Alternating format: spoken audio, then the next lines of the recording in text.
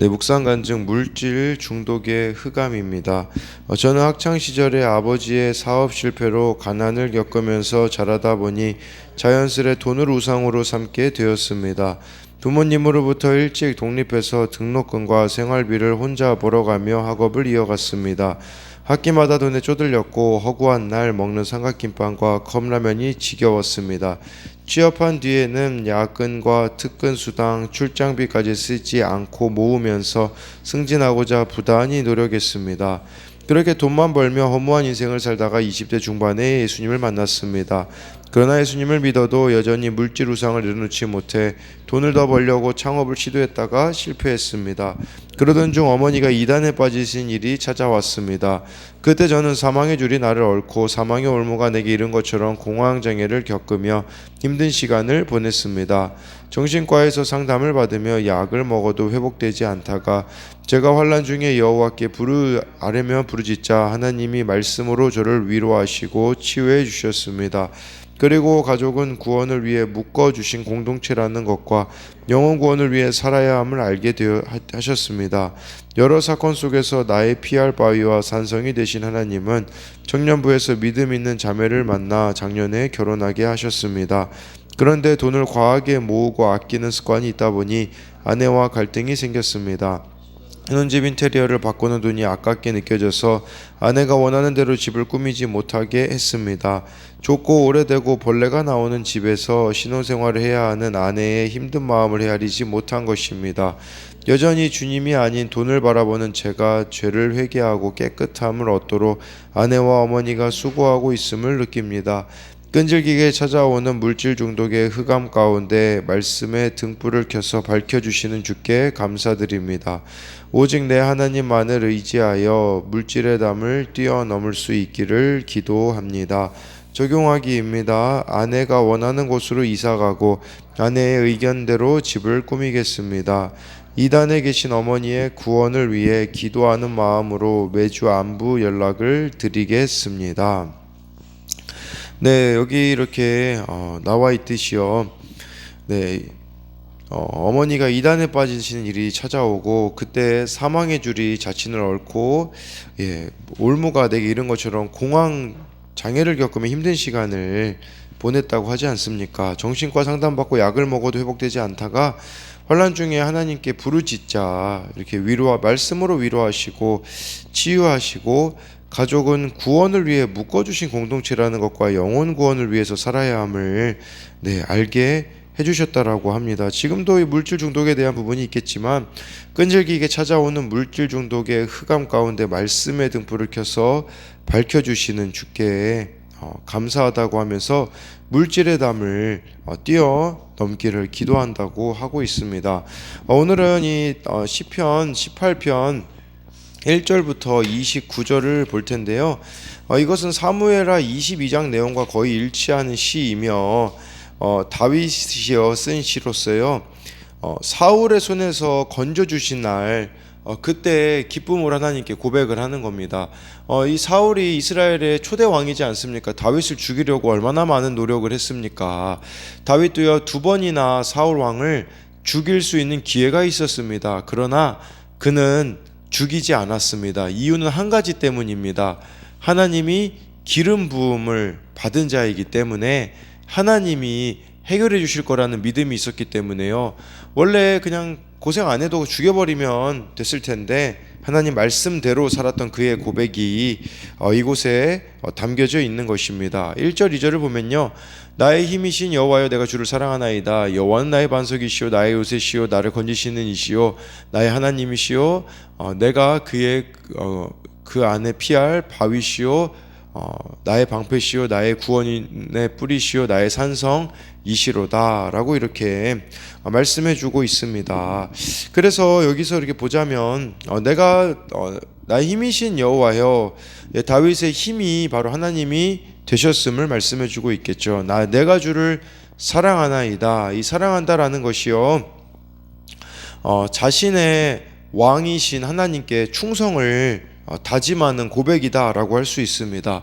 이 사랑이라는 게 있잖아요. 그냥 어떤 감정적인 그런 걸 말하는 게 아니라 여기서 말하는 사랑이라는 것은 언약에 충성을 다하고 헌신을 다하는 자의 고백이다라고 할 수가 있습니다.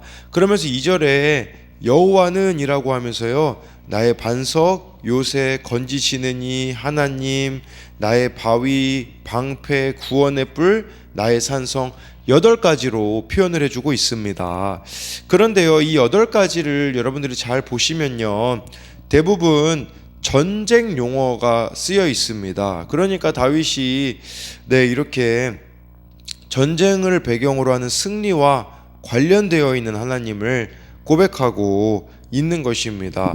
수많은 그런 인생의 전쟁들 속에서 하나님께서 승리를 가져다 주신 것을 기억하는 다윗의 고백이다라고 할 수가 있는 것이며, 동시에 하나님만이 이렇게 완전하게 안전하게 다윗을 보호해 주실 수 있는 분임을 고백하고 있는 것입니다. 그리고 나를, 이런 단어가 많이 나오지 않습니까?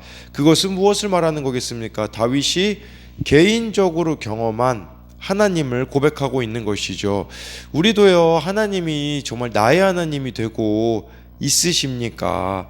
다윗이 하나님을 체험한 사람이기에 나의라는 표현을 씀으로써 하나님에 대하여서 할 말이 많은 사람이었음을 보여주는 것이라고 할 수가 있습니다. 그래서 이것에 대한 적용은 어떤 상황에서도 나를 지켜주시며 나의 힘이 되신 하나님을 간증할 수 있습니까? 나의 하나님을 경험하고 있습니까? 내가 경험한 나의 하나님은 어떤 분이십니까? 3절에요, 내가 찬송받으실 여호와께 아뢰리니 내 원수들에게서 구원을 얻으리로다 라고 이렇게 말씀해주고 있습니다. 찬송 받으실 여호와께 아랜다라는 것은요, 아직 하나님으로부터 구원의 응답을 받지 않았지만 내 원수들에게 구원을 얻으리로다, 다윗은요 구원에 대한 확신이 있었다라고 할 수가 있습니다. 왜 어디서부터 이런 확신이 올 수가 있겠습니까? 그것은 치명적인 위기 때마다 하나님께 다윗은 부르짖었고 그것을 통해 경험한 하나님이 있기 때문에요, 이렇게 확신 가운데 나아갈 수가 있었다라는 것입니다. 그래서 3절에 대한 적용도요, 주께서 나를 지켜주셔서 원수의 손에서 벗어나게 된 일은 무엇입니까? 그런데 이제 실제 아직 다윗이 구원받지 못한 상황이라고 친다면요, 4절부터 6절은 그 어려웠을 때에 다윗의 모습이 나와 있습니다. 사망의 줄이 나를 얽고 불의의 창수가 나를 두렵게 하였으며 스올의 줄이 나를 두르고 사망의 올무가 내게 이르렀도다. 내가 환난 중에서 여호와께 아뢰며 나의 하나님께 부르짖었더니 그가 그의 성전에서 내 소리를 들으시며 그의 앞에서 나의 부르짖음이 그의 귀에 들렸도다. 너무 상황이 어려워서요, 사망의 줄이 나를 얽고 또 이 스올의 줄이 나를 둘렀다라는 것은 다윗이 대적들로부터 당한 공격, 모함이 얼마나 컸는지를 짐작할 수 있습니다. 마치 그가 겪는 환난은요, 이 줄에 매어서 악의 급류에 떠내려가는 듯한 이런 괴로움이었었다라고 볼 수 있는 것이죠. 그의 힘으로는 도저히 빠져나올 수 없는 상황이었었다라는 겁니다. 그런데요, 다윗의 귀한 점은 6절에 보니까요, 환난 중에 여호와께 아뢰고 부르짖었다라고 말씀해주고 있습니다. 그래서 하나님을 부르짖었다라는 게 무슨 말이겠습니까? 이런 상황과 환경을 보면 좁아질 수밖에 없지만 하나님께 부르짖음으로 하나님의 크심을 보겠다라는 것이겠죠. 그랬을 때 다윗을 둘러싼 재앙조차 깨뜨려짐을 볼 수가 있는 것이에요. 그가 그의 성전에서 내 소리를 들으시며, 그래서 여러분 정말 문제 있을 때요, 우리가 다른 데 가가지고 기웃거릴 게 아니라 성전에서 하나님께 부르짖어 보십시오. 그렇다면 사망의 줄, 스올의 줄이 끊어지는 역사들이 일어날 수 있다라는 것입니다. 그래서 이것에 대한 적용으로는 내가 겪는 환난과 곤고함보다 더 크신 하나님께 날마다 부르짖어 기도하고 말씀 묵상으로 아뢰고 있습니까? 7절부터 9절을 보면요, 이에 땅이 진동하고 산들의 터도 요동하였으니 그의 진노로 말미암음이로다. 그의 코에서 연기가 오르고 입에서 불이 나와 사름이여 그 불에 숯이 피었도다. 그가 또 하늘을 들이우시고 강림하시니 그의 발 아래는 어두캄캄하도다라고 해서요. 이 말씀을 보면 이제 하나님이 등장하시는 강림하시는 장면이 나와 있습니다. 다윗의 부르짖음에 응답하여서 하나님께서 이렇게 다윗을 위기에 처한 다윗을 구원하기 위하여서 이렇게 나타나시는 모습을 다윗이 이렇게 표현을 한 것이라고 볼 수가 있습니다. 그 다음에 10절부터 15절까지는요 그냥 따로 이렇게 읽지는 않고요. 설명드리자면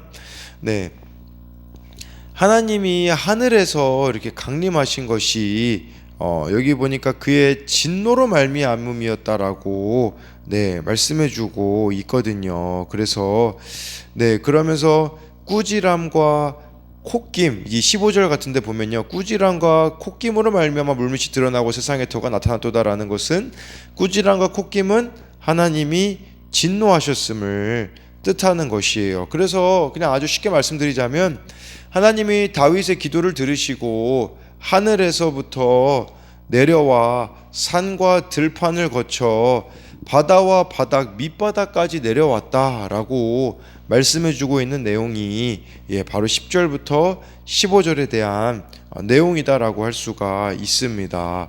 16절에요, 그가 높은 곳에서 손을 펴사 나를 붙잡아 주시며 많은 물에서 나를 건져내셨도다. 이 건져내셨다라는 게 구약에서 더 쓰인 곳이 있어요. 바로 출애굽기 2장 10절에요.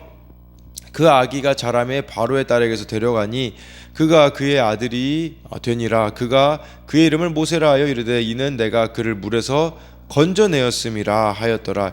건져냈다라는 말이 출애굽기 2장 10절에 동일하게 쓰입니다. 다윗이 10편, 18편, 16절에 나를 건져내었다라는 단어와 같은 단어가 쓰였거든요. 그래서 이렇게 모세가 물에서 건짐을 받듯이 바로 다윗도 하나님께서 건져내셨음을 이렇게 말씀해주고 있습니다. 그렇게 우리가 정말 하나님의 도우심을 구한다면요, 하나님의 건져내심을 우리가 받을 수가 있다라는 것이죠. 17절에요. 나를 강한 원수와 미워하는 자에게서 건지셨으며 그들은 나보다 힘이 세기 때문이로다. 이걸 아셔야 돼요. 그들은 나보다 힘이 세기 때문이다. 그래서 우리는 하나님께 구해야 된다라는 것이죠. 대적이 다윗보다 강하기 때문에 하나님만이 개입하셔야 이 문제는 해결될 수 있음을 다윗은 알았던 것입니다. 여러분, 우리도 우리보다 힘이 센 우리의 능력을 벗어나는 어떤 일들이 있지 않습니까? 그때 우리들이 해야 되는 것은 바로 하나님께 도움을 구해야 한다라는 것을 말씀해주고 있습니다.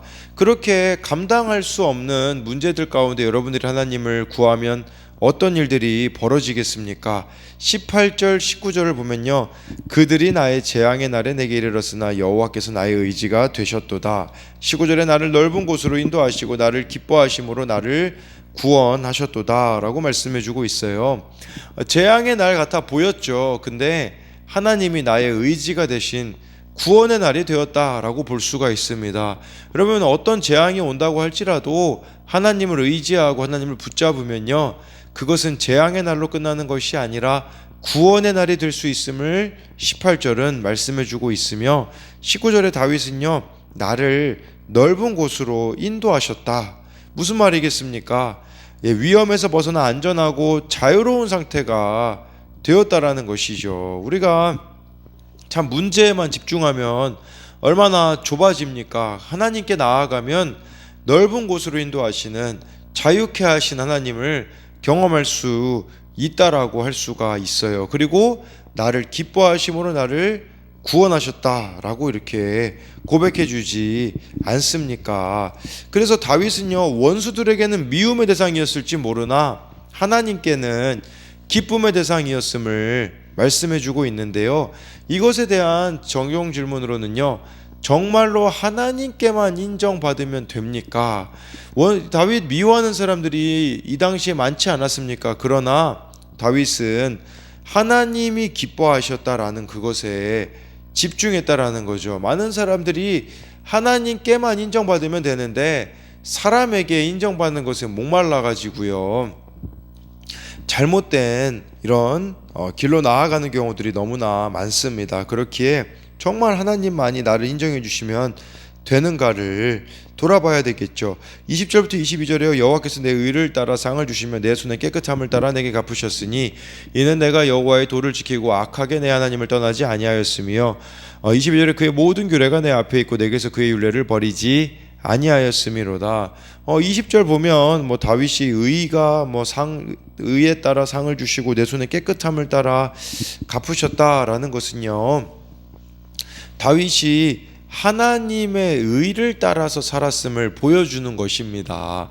여러분, 이 의라는 단어가요, 예수님도 먼저 그의 나라와 그의 의를 구하라고 마태복음에 말씀하시거든요. 의라는 것은 하나님과 여러분들과의 관계를 말하는 것입니다.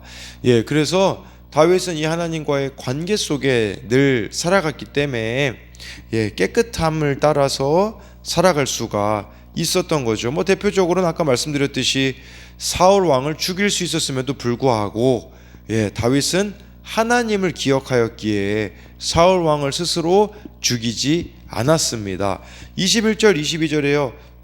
하나님의 길로 늘 걸어갔다라는 뜻이겠죠. 규례 율례도요, 이건 사실 이 세 가지가요, 말씀과 동의어입니다. 그러니까 다윗이 말씀대로 살아왔음을 고백해주고 있는 것이에요. 말씀대로 얼마나 살았냐? 22절에 그의 모든 규례가 내 앞에 있었다고 합니다. 그러니까요, 말씀이 늘 다윗의 앞에 있었다라는 것은, 하물며 우리는 어떻습니까? 여러분, 매일 말씀이 여러분들 앞에 있습니까? 저도 이렇게 새벽에 큐티를 하지만 중간중간마다 다시 큐티책을 펴거든요. 어떤 문제가 있을 때, 어떤 대답해 줘야 되는 상황이 있을 때 오늘 말씀이 뭐라고 했는가 다시 돌아봅니다. 그리고 계속 이 말씀이 제 안에 저를 사로잡고 있는 것이 얼마나 유익한지를 경험하고 있는데요. 여러분들은 얼마나 말씀이 가까이 여러분들 가운데 있습니까? 내 앞에 있고 라고 이렇게 고백하는 것처럼 늘 여러분들 앞에 이 말씀이 있는가를, 그러다 보니 말씀을 늘 이렇게 마음에 품고 가까이 하다 보니요, 다윗이 어떤 삶을 살겠습니까? 어떤 이런 선택을 하겠습니까? 당연히 하나님을 가까이 하는 선택을 하지 않겠습니까? 그러니 이 기준이 분명하기 때문에 다윗이 이렇게 깨끗할 수 있었고 하나님을 떠나지 않을 수 있었고 하나님의 말씀을 버리지 않을 수가 있었다라는 것입니다. 20절부터 22절에 대한 적용 질문으로는요, 나의 앞에는 무엇이 있습니까? 말씀입니까? 스마트폰입니까? 제가 굳이 여기다 스마트폰을 집어넣은 이유는요, 요새 어린아이부터 어른까지 할 거 없이 모두가 다 이렇게 스마트폰에 거의 중독되어서 사는 사람들이 얼마나 많이 있습니까? 나의 앞에는 정말 말씀이 있는가? 또 주의 말씀을 외면하면서도 하나님이 내 기도에 응답하시지 않는다고 불평하고 있지는 않습니까? 23절에요. 또한 나는 그의 앞에 완전하여 나의 죄악에서 스스로 자신을 지켰나니, 다윗이 하나님 앞에 완전했고 죄악에서 자신을 지켰다고 합니다. 여기서 완전하다라는 건 흠이 없고 온전하다라는 것인데, 이것은요 절대적인 것이라기보다요 하나님 뜻대로 살려고 몸부림쳤던 다윗의 노력과 의지를 뜻한다고 볼 수가 있습니다. 우리가 하나님 앞에 완전하다라는 게 무슨 말이겠습니까? 하나님을 닮아가는 모습들이 늘 우리들 가운데 있는 것이 완전함이 아니겠습니까? 그 하나님이 원하시는 완전한 삶을 살기 위하여 나의 죄악에서 스스로 자신을 지켰다고 하고 있어요. 이게 우리들에게 필요하다라는 거예요. 여러분, 죄에 빠지지 않기 위해 스스로 보호하며 행동을 삼가는 것입니다. 이것은 하나님과 관련은 없지만 우리가 흔히 김유신 장군 알지 않습니까? 매일 이 술집으로 가니 오죽하면 자기의 그 말이 그냥 이 김유신이 졸았는데도 그냥 술집 앞에 딱 말이 서 있었다고 합니다. 그랬을 때 이제는 이래서는 안 되겠다. 그래서 이 김유신 장군이 말을 그냥 이렇게 죽였다라는 그런 내용을 제가 예전에 본 적이 있어요. 이 하나님을 안 믿는 인간도, 이 김유신도 정말 잘못된 걸 알면 그렇게 단호하게 결정을 하는데요. 하물며 하나님을 믿는 우리들이요, 알아요. 내가 이거 선택하면요 죄에 끌려갈 거 압니다. 그럼에도 불구하고 끊어내지 못하는 것들이 우리들에게 얼마나 많이 있습니까? 그러니 죄악이 나를 둘러엎는 거예요. 23절을 반대로 보셔야 됩니다. 그러니 죄악이 우리 자신을 둘러엎게 되어지니 이렇게 하나님과 멀어질 수밖에 없는 것이죠. 다윗이 스스로 자신을 지켰다라는 것은요, 자신의 죄악된 본성과 부지런히 싸웠다라는 겁니다. 여러분, 우리 예수님 믿는 거 한방 아닙니다. 계속해서 우리는 이 죄악된 본성과 오늘 싸우지 않으면 안 되는 겁니다. 그래서 23절에 대한 적용으로는 죄에 넘어지지 않기 위해 스스로 보호하며 삼가야 하는 행동은 무엇입니까? 24절 25절 보면요, 그러므로 여호와께서 내 의를 따라 갚으시되 그의 목전에서 내 손이 깨끗한 만큼 내게 갚으셨도다. 25절에 자비로운 자에게는 주의 자비로우심을 나타내시며 완전한 자에게는 주의 완전하심을 보이시며 라고 이렇게 말씀해주고 있습니다. 다윗은 하나님을 신실하게 의지한 것이 결코 헛된 것이 아님을 이렇게 말씀해주고 있는 것입니다. 그리고요, 이렇게 하나님의 뜻대로 살았을 때 이게 느린 것 같고요, 돌아가는 길 같을 때가 우리들에게 얼마나 많이 있습니까? 우리는 바로바로 응답되는 거 원하잖아요. 근데 다윗이 사울에게 쫓길 때 사울 왕 안 죽였는데 왜 하나님께서 나를 힘들게 하시나라고 다윗이 의심을 왜 안 했겠습니까? 그럼에도 불구하고 끝까지 하나님을 선택한 자의 결말을 다윗은 알고 있는 것이겠죠. 하나님께서, 내가 하나님께 이렇게 끝까지 하나님을 붙잡는 삶으로 나아갔을 때에 하나님께서 이렇게 또 갚아주시는구나 라는 것을 깨달았다라는 거예요. 그래서 이 의로움을 판단하시는 분은 하나님이시기 때문에요, 여러분, 사람들이 나에게 어떤 평가를 내리기보다 하나님이 나에게 어떤 평가를 내리시는지에 우리는 주목해야 합니다.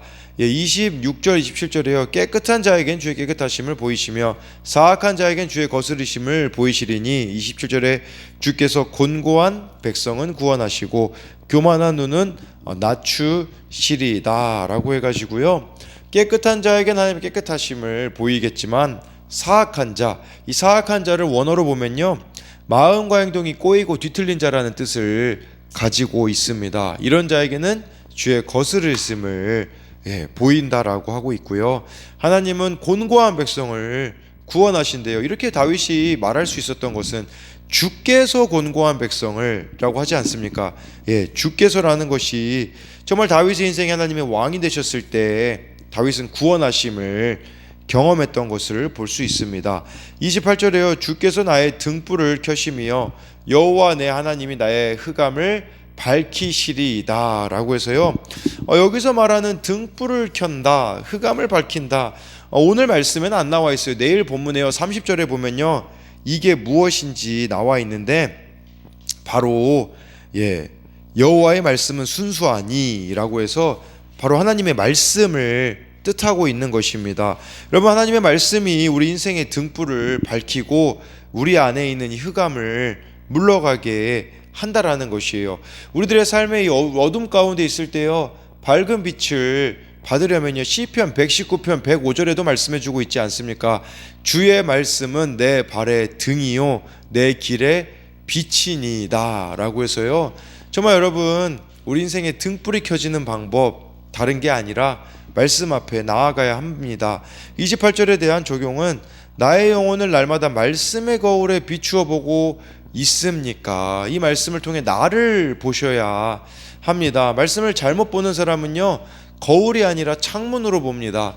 다른 사람을 말씀을 통해서 보려고 해요. 그게 아니라 거울에 내 영혼을 비추어 보는 것이 살 길임을 기억해야 합니다. 그렇게 늘 말씀에 거울에 비추고 하나님 뜻대로 살아가는 자들은 어떤 일이 벌어집니까? 29절에 나와 있습니다. 여기다가는 제가 이렇게 쓰지 않았네요. 내가 주를 의뢰하고 적군을 향해 달리며 내 하나님을 의지하고 담을 뛰어 뛰어넘나이다. 네, 여러분 이렇게 하나님을 붙잡잖아요. 적군을 향해 달릴 수 있게 되어지고요. 그 하나님을 의지할 때에요, 담을 뛰어넘는다고 말씀해 주고 있어요. 여러분 우리 맡고 있는 담이 있지 않습니까? 내가 정말 넘어설 수 없을 것 같은 그런 담과 같은 것들이 우리들의 인생에 얼마나 많이 있습니까? 그러나 하나님을 의지할 때에요, 담을 뛰어넘게 해주심을 다윗은 고백하고 있습니다. 더 쉽게 말씀드리자면 뛰어넘지 못할 장애물이 없다라는 것이겠죠. 우리가 하나님을 의지하면요, 장애물을 뛰어넘을 수가 있습니다. 그래서 29절에 대한 적용도요, 내가 하나님을 의지하여서 뛰어넘어야 하는 담은 무엇입니까? 라고 해가지고요, 정말 말씀대로 살려고 했던 이 다윗의 모습을 저 여러분들이 기억하심으로써 말씀대로 순종하며 사는 길은 결코 헛된 길이 아님을 기억해야 합니다.